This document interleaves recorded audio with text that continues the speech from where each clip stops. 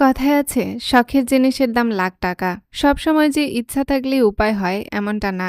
কখনো কখনো উপায় থাকলেও ইচ্ছা থাকে না, আর ইচ্ছা থাকলেও মাঝে মাঝে উপায় থাকে না। কথাটা মনে হয় একটু বেশি জটিল হয়ে গেল, তাই না? চুলাতে আমার আম্মু শাক সেদ্ধ করতে দিয়েছিল, আর আমি দাঁড়িয়ে থেকে আম্মুর পাশে একটু টুকিটাকি কাজে হেল্প করছিলাম। আসসালামু আলাইকুম, সবাই কেমন আছেন? আশা করছি আপনারা অনেক ভালো আছেন। অনেক দিন থেকে আমার জাল মাছ দিয়ে কচুর লতি খেতে ইচ্ছে হচ্ছিল, আবার কচুর বই জাল মাছ দিয়ে খেতে অনেক ভালো লাগে। তো আজকে আম্মু আমার পছন্দ অনুযায়ী বই কচু দিয়ে জাল মাছ রান্না করবে। এই রান্নাটা এত ভালো হয় আম্মুর হাতের। আর এই কচুর বই দিয়ে চিংড়ি মাছ খেতে আমার আম্মুর আব্বুর সবার অনেক ভালো লাগে। এক কথায় আমাদের বাসার সবার অনেক পছন্দের একটা তরকারি এটা। হ্যাঁ, শুধুমাত্র আমার ছোট ভাই বাদে। দাহাব একদমই এসব তরকারি খেতে চায় না, আর ও শুধু মাংস আর আলু এটাই খায়। মাংস ছাড়াও যে এই পৃথিবীতে কত সুস্বাদু সুস্বাদু তরকারি আছে, মাছ আছে, সেগুলো আসলে অনেক মানুষেরই অজানা। জানবেই বা কি করে, কারণ তারা কখনো ট্রাই করার চেষ্টাই করে না। বড় চিংড়িগুলোর দাম অনেক বেশি, তো এখন মধ্যবিত্তের এই ছোট চিংড়িটাই ভরসা। এটার দামও যদি খুব বেশি বেড়ে যায় তাহলে এটাও খাওয়া যাবে না। আসলে রিজিকের মালিক আল্লাহ, এই কথাটা ঠিক। সবকিছুরই মালিক মহান আল্লাহ। একজন একদিন আমার সঙ্গে তার রিজিক নিয়ে অনেক বড়াই করেছিল। সে বলেছিল যে, দেখ আমার রিজিক কত, আমার এটা আছে ওটা আছে, আল্লাহ আমাকে কত রিজিক দিয়েছে, তাই না? কিন্তু আজ সেম সেই ব্যক্তিটাই আমি, বছরের ব্যবধানে সেই আমিটাই এখন যেটা ইচ্ছা সেটা করতে পারছি। কখন যে কার সময় এসে যায় বলা যাবে না। এজন্য আপনাদেরকে একটা কথা বলছি, রিজিক নিয়ে কখনোই কারো সঙ্গে বড়াই করবেন না। কারণ বলা যায় না, আজ যাকে আপনি অহংকার করে ছোট করছেন, কাল সেই আপনার থেকে অনেক বড় হয়ে গেল। একটা কথা মাথায় রাখবেন, সময় সবসময় সবার একরকম থাকে না। যাই হোক, আলহামদুলিল্লাহ, এখন আমি নিজের সামর্থ্যে যখন যেটা ইচ্ছা কিনে খেতে পারি, আলহামদুলিল্লাহ। এই বইকচুগুলো আব্বু গ্রামের বাসা থেকে এনেছিল, আর আমাদের গ্রামের বাড়ির বইকচুগুলো অন্য রকমের টেস্ট। এগুলো মুখে দিলে মোমের মতো গলে যায়, আর এই কচুগুলো খেতে অনেক দারুণ। একটাও শক্ত কচু কিন্তু এর মধ্যে পাওয়া যাবে না, সবগুলো কচু খুব সুন্দরভাবে সিদ্ধ হয়ে যাবে। বইকচুর এই তরকারিটাতে আম্মু একটু মরিচ কেটে দিয়েছিল, শুকনা মরিচ, কারণ বেশি গুঁড়া মরিচ ইউজ করলে তরকারিটা একটু থকথকে লাগে, আর থকথকে তরকারি আমার একদমই ভালো লাগে না।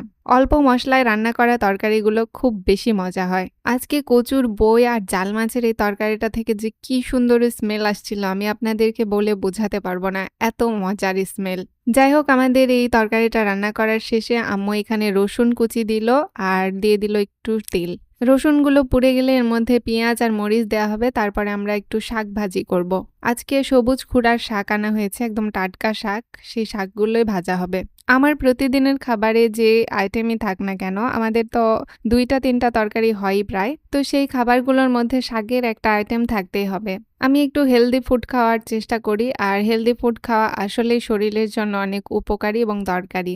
আমরা যতই তেলযুক্ত খাবার খাই না কেন, তার সঙ্গে যদি একটা শাকের তরকারি রাখি বা শাকের ভাজি রাখি, শাক খেলে কিন্তু সেই তেলগুলো আমাদের শরীরে ব্যাড ইফেক্ট ফেলতে পারে না। আবার আমি লক্ষ্য করেছি, শাক খেলে আমাদের স্কিনটাও অনেক সুন্দর থাকে, তরতাজা থাকে। তো এই জন্য প্রতিদিন খাবারের আইটেমে একটু করে শাক রাখার আমরা চেষ্টা করি। যদিও বর্ষাকালে তো শাক বেশি পাওয়া যায় না, তারপরেও যখন আম্মু পায় তখন নিয়ে আসে। শাক রান্না শেষে এখানে ডাল, মাছের মাথা আর মাছের কয়েকটা চাকা দিয়ে ডাল ঘন্ট করা হচ্ছিল।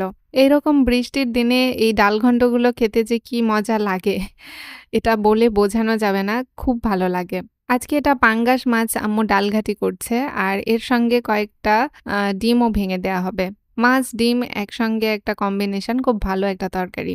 ডালের এই তরকারিটাতে বলক চলে এসেছে, আর এখন একটু নাড়াচাড়া করে এর মধ্যে আম্মু ডিমগুলোকে ভেঙে দিচ্ছিল, কারণ এই বলক ওঠার টাইমে ডিমগুলো ভেঙে দিলে এই ডিমগুলো গলে যায় না, একদম যেভাবে দিবেন সেভাবেই থাকবে।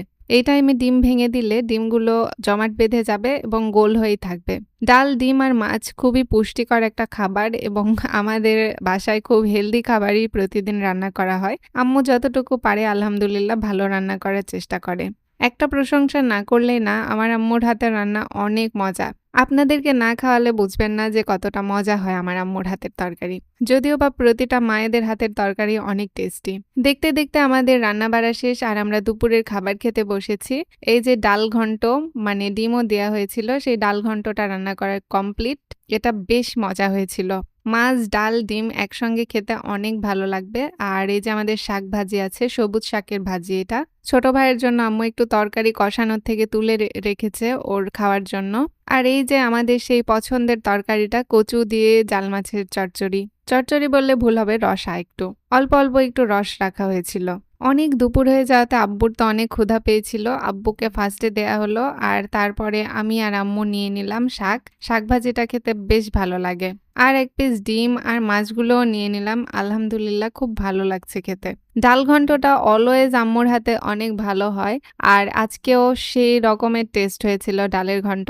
আর কচু দিয়ে এই জাল মাছের তরকারিটার তো কোনো কথাই নেই। এটার সাথে কোনো কিছুর কম্বিনেশনই আসলে যায় না।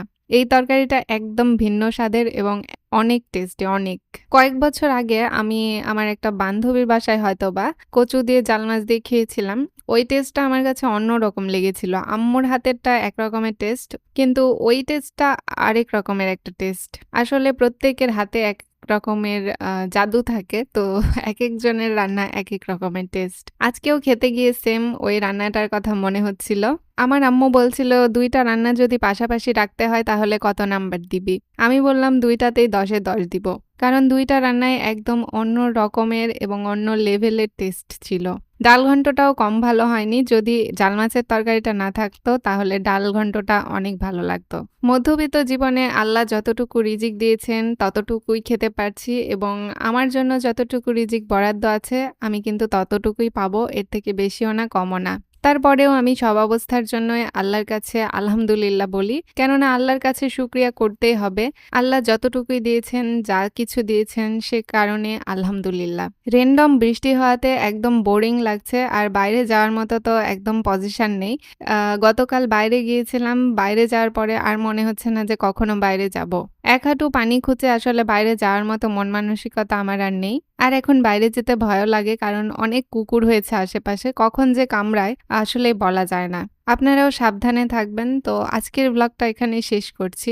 দেখা হচ্ছে নেক্সট কোনো ব্লগে। ততক্ষণ সবাই ভালো থাকবেন। আল্লাহ হাফেজ।